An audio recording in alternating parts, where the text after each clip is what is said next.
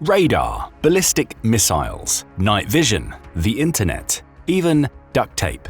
Believe it or not, they all have one thing in common: they were invented or weaponized by the US military. For over a century, the Pentagon hasn't just built weapons, it's reshaped the world, on the battlefield and far beyond it. And that legacy isn't slowing down. Right now, the US military is developing technologies so advanced, some look ripped from a sci-fi movie, and others are quietly changing modern warfare in real time. From autonomous drones and underwater robots to exosuits, smart mortars, and missiles that think for themselves, this is the future of military power. So which inventions are redefining combat right now? Let's start with one of the most dominant trends in modern warfare: unmanned and autonomous vehicles. Rogue One, for example, is a next-generation, rapidly deployable, optionally lethal, vertical takeoff and landing or VTOL, small unmanned aerial system, or SUAS. This cutting-edge loitering munition, developed by Teledyne, was unveiled in May 2024. It joins the company's other impressive SUAS, which include the Black Hornet nano drone, the Sky Raider and Sky Ranger quadcopters, and the advanced Stormcaster sensor and targeting systems.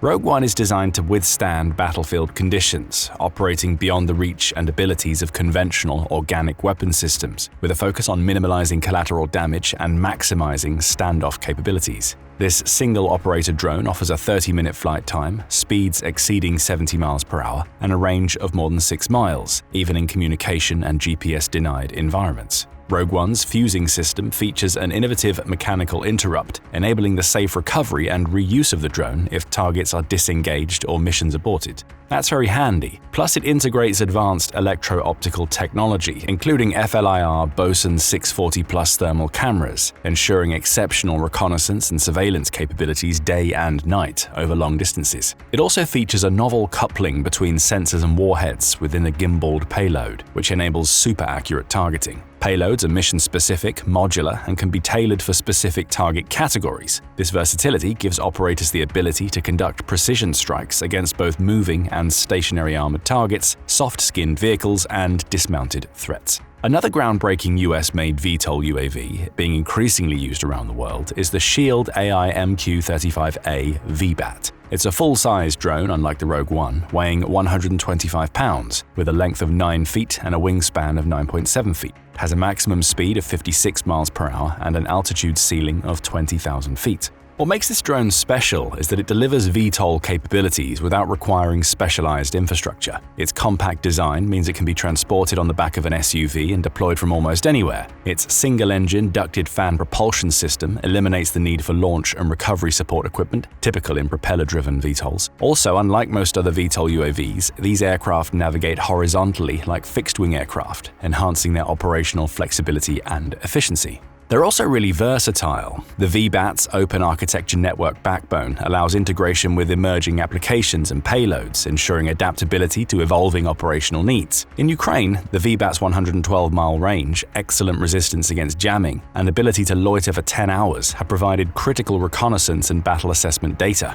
And if all that wasn't enough, autonomous teaming has also already been successfully tested. In other words, these drones can be grouped into drone swarms, and reportedly, Northrop Grumman has built a laser-guided munition called Hatchet, built on the VBAT platform, and as of 2025 is already in production. Imagine a drone swarm of those. Sticking with cutting-edge VTOL aircraft, the Zaver Z2 looks like something straight out of a sci-fi movie. In fact, you'd probably struggle to find a slicker-looking flying saucer anywhere in this sector of the galaxy. The Z2 is a one-passenger eVTOL, or electric VTOL, aircraft that transitions from hover mode to forward flight mode and cruises comfortably at 160 miles per hour. It has a range of 50 miles and a maximum payload weight of 220 pounds. The aircraft has room for a single passenger, so it can be piloted manually, but it can also be flown by remote control, and in the future, an autonomous option will be available. The aircraft has 4 propellers at the end of its wings, 4 electric motors, and is a tail-sitter aircraft, meaning it sits vertically on its tail for takeoff and landing. Then the whole aircraft tilts forward for horizontal flight, so the pilot or passenger, when the aircraft is piloted remotely or autonomously, is in a standing position for takeoff, then in the prone position when the aircraft transitions to forward flight. The Z2 blends the best features of a multicopter with a streamlined wing for improved range and efficiency. It's not strictly a military plane, with use cases like personal air travel, first responder missions, search and rescue, police, and air cargo. However, the VTOL capabilities and ability to pick up a passenger mean it could be invaluable in getting into difficult places to execute dangerous missions, for example, to rescue wounded or trapped troops or hostages. Equally futuristic looking but operating in a completely different domain is the Manta Ray. It's a new class of long-duration, long-range, payload-capable UUVs, or unmanned undersea vehicles, developed by Northrop Grumman for DARPA. It's the first of a brand new class of UUVs, and it's designed to operate with minimal human intervention, making it suitable for military surveillance, scientific research, and commercial operations. The Manta Ray's design is inspired by the powerful ocean creature from which it takes its name. Its diamond-shaped body and wing-like fins allow it to move efficiently through water and blend into marine environments. It features advanced propulsion systems, including buoyancy-driven gliding, which enhances its endurance and stealth capabilities.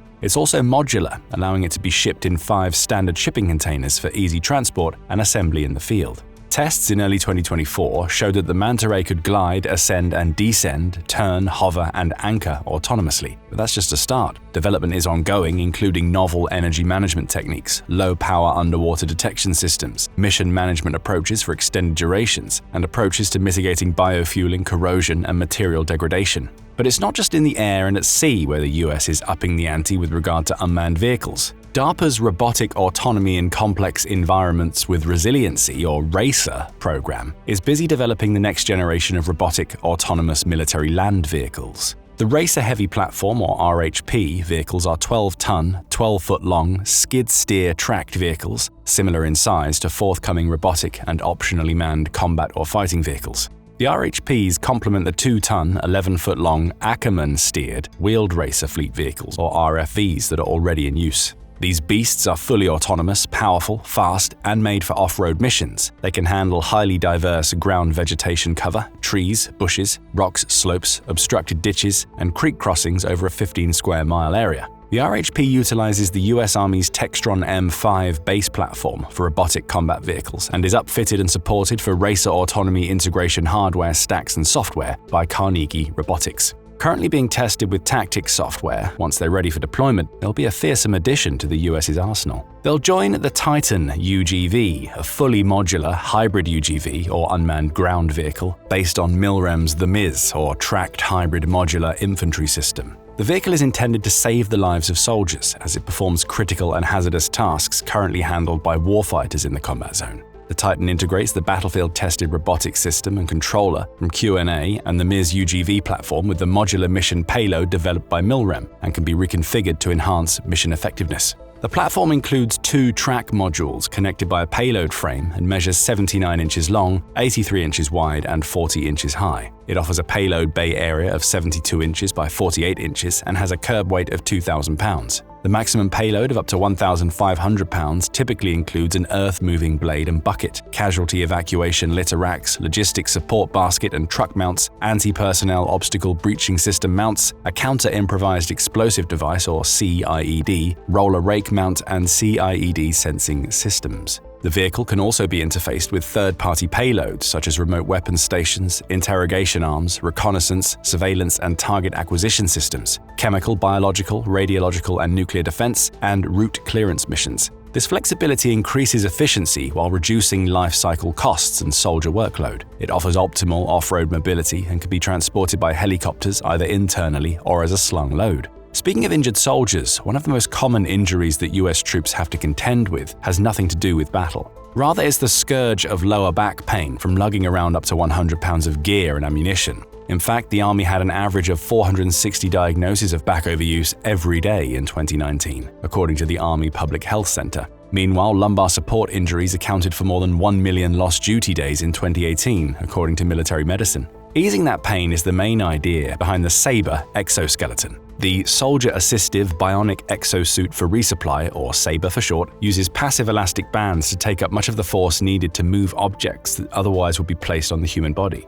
Though it weighs just 3 pounds, this lightweight, low-profile, non-powered, wearable tool reduces stress on soldiers' backs by more than 100 pounds while lifting objects and increases their endurance by over 60%. It's not quite the Iron Man-style system that the word exoskeleton brings to mind, but making soldiers' loads that much lighter and easier to bear makes them more effective. And that might be more important while DARPA develops battle exoskeletons, especially when you consider the latest weapons US troops are being equipped with. Take the Ohio Ordnance Reaper machine gun, for example. The Reaper, which stands for Recoil Enhanced Automatic Precision Rifle, is a belt-fed medium machine gun chambered in .338 Norma Magnum, which can be converted to NATO standard 7.62 by 51mm. This bigger round allows it to outperform the old 7.62 NATO in every way. The 7.62 NATO throws a 147 grain round at 2,800 feet per second and has about 2,000 fewer foot-pounds of energy than the Reaper. In contrast, the Reaper is capable of chucking a 300 grain projectile 2,700 feet per second, which can pierce military-issued body armor or thin-skinned vehicles up to 620 feet away. The Reaper weighs 26.8 pounds and is 51.7 inches long. Although lighter than the M240, it's still quite a load to carry. However, the stock can fold and the gun can break down into 3 pieces very quickly and fit in a backpack. It has a firing rate of 600 rounds per minute and utilizes a quick-change barrel system that can be swapped with a single hand. But whereas the key benefit of the Reaper is its added power and mobility, the main advantages of the Dillon Aero M134D minigun are its speed and accuracy. The accuracy is largely because the M134D is electronically driven and thus virtually free of recoil. When properly mounted, it moves only slightly aft, without any tendency to pitch or yaw. This stability is vital in aiming and target retention, which, combined with high rates of fire and extremely dense shot grouping, allows the M134D to suppress multiple targets in short periods. When firing any weapon, especially machine guns, there is a risk of error due to movement in 3 key areas: platform, gun, and target. Movement error becomes more pronounced as the range to the target increases, but the M134D counters this by increasing the number of shots per second, thus reducing the amount of time between each observed impact.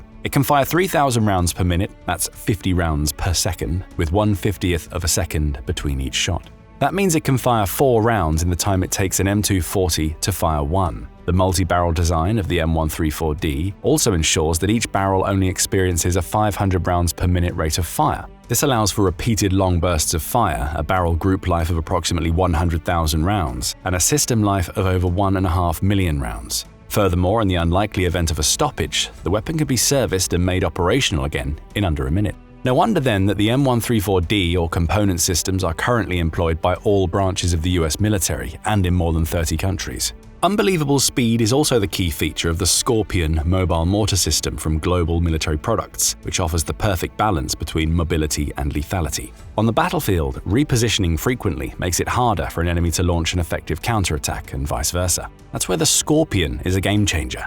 It can be loaded onto any wheeled or tracked vehicle weighing over 1.5 tons with no structural reinforcement required. Then, much like a Scorpion Stinger, the mortar system swings out of the back of the truck in an arc until it reaches its final position, with its base plate pressed against the ground. That takes roughly 30 seconds and can be initiated as soon as the truck comes to a stop. Within another 15 seconds, a skilled 2-man crew can fire the first 81 or 120mm mortar round downrange. In the first minute, the Scorpion is capable of firing 12 rounds, with the rate of fire slowing to 4 rounds per minute thereafter. More importantly, the Scorpion can be stowed and driven away a mere 21 seconds after the last shot is fired. However, the system is much more than a simple deployable mortar tube. It features a weather station that unfolds as part of the deployment to improve accuracy, and the high-tech fire control system uses double GPS units to determine the truck's location and orientation, compares that location to assigned targets, and calculates the ballistic trajectory of multiple munition types. There's also an electronics cabinet that houses control systems for the elevation and direction of the gun, communication systems, and an independent battery.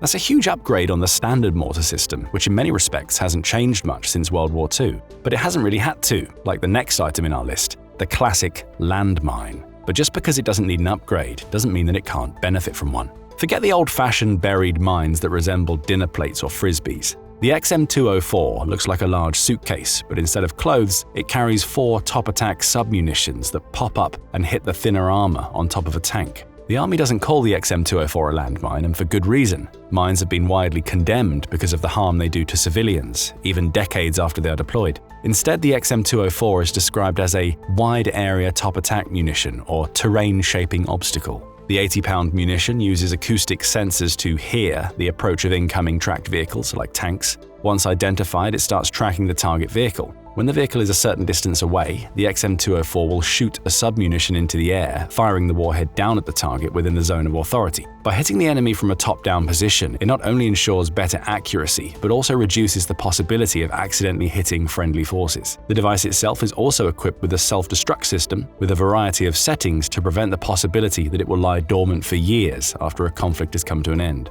One of the intended uses of the XM204 is its ability to provide sufficient defense when a small unit of soldiers is outnumbered and outmaneuvered. The group can deploy the easily portable XM204 to help them hold down their position until reinforcements arrive. In that respect, it's like a portable minefield. And ultimately, it may replace the landmine altogether. Speaking of minefields, the US has also developed revolutionary tech for clearing them, the M58 Mine Clearing Line Charge, or MCLIC. This is a rocket-projected mine-clearing line charge used to provide a close-in demining capability for the US Army and Marine Corps. It's essentially a cable fitted with explosive charges. Drawn by a rocket into a minefield, the cable lands in a straight line and then detonates, destroying conventionally fused landmines in a lane 8.75 yards wide by 109 yards long. The MCLIC system consists of a trailer, a launcher assembly, an M147 firing kit, an M58A3 line charge, and a 5-inch Mark 22 Mod 4 rocket. The line charge is 350 feet long and contains 5 pounds per linear foot of C4 explosive.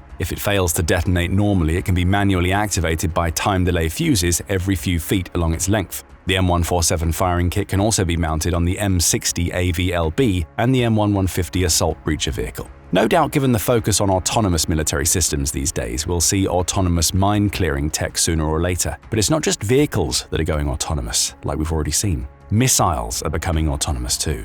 Anduril is developing a new line of air-breathing, software-defined autonomous cruise missiles called Barracuda. The Barracuda family of weapons leverages a modular design that enables the missiles to be mass-produced at low cost and high volume. Each of the 3 variants, Barracuda 100, Barracuda 250, and Barracuda 500, varies in size, range, and payload capacity. However, all of the systems can be fitted with additional capabilities to support a range of missions and launch mechanisms. What's more, powered by Anduril's Lattice for Mission autonomy software, the Barracuda missiles are designed to be deployed in teams. The autonomy used in the systems enables them to better understand their environment and fly in a collaborative formation with other missiles to identify targets, manage survivability, and perform complex maneuvers. Barracudas are deployable from air, ground, and maritime platforms and are compatible with a variety of military systems, including 5th-generation aircraft, surface vessels, and MLRS launchers. Of course, with all of these newfangled drones and missiles raining down, stopping them has become a crucial area of military R&D. In that regard, also from Anduril comes the Pulsar family of modular, multi-mission capable electronic warfare or EW systems. Powered by AI, Pulsar can be deployed statically on vehicles or aerial drones, from where it can rapidly identify and defeat a range of existing and future EM threats, including small and medium-sized drones. Pulsar integrates a software-defined radio, a graphics processing unit, and additional diverse computing capabilities, which allows radio frequency machine learning to identify and adapt to emerging threats at the edge quickly. This offers a range of capabilities including electronic countermeasures, counter-unmanned systems, electronic support, electronic attack, direction finding, geolocation, and other advanced EW capabilities. Pulsar's modular form factor also makes it highly adaptable. It can intelligently and autonomously scan a wider range of the electromagnetic spectrum, detect known threats and anomalous events, and significantly reduce the time needed to deploy new EW effects down to hours and days. In a similar vein to Pulsar is Leonidas, a microwave-based defense system from Epirus. It's a mobile, ground-based weapon system designed to defeat cruise missiles, UAS, and rockets using microwave transmissions. High-performance microwave signals can be adjusted to have a range of impacts, ranging from jamming devices to physically destroying electrical systems. This provides a phased array of protection for a military installation or concentration of troops. Operators focus a wide-arcing, high-powered burst of microwave energy on incoming drones that destroys their electronics, knocking them out of the sky. Even better, Leonidas system upgrades can be rapidly deployed without the need for installing new hardware. This allows continuous enhancement of the system, optimizing its electromagnetic waveforms to achieve more efficient firing tactics against longer-range targets. There are dozens more jaw-dropping US military inventions we could share with you, with cutting-edge developments being announced seemingly by the day. But which of the inventions and technologies that we've presented in this video impresses you the most? Which are going to make the biggest difference on the battlefield? What radical new military technology would you like to see? Please share your thoughts in the comments below, and thank you, as always, for watching.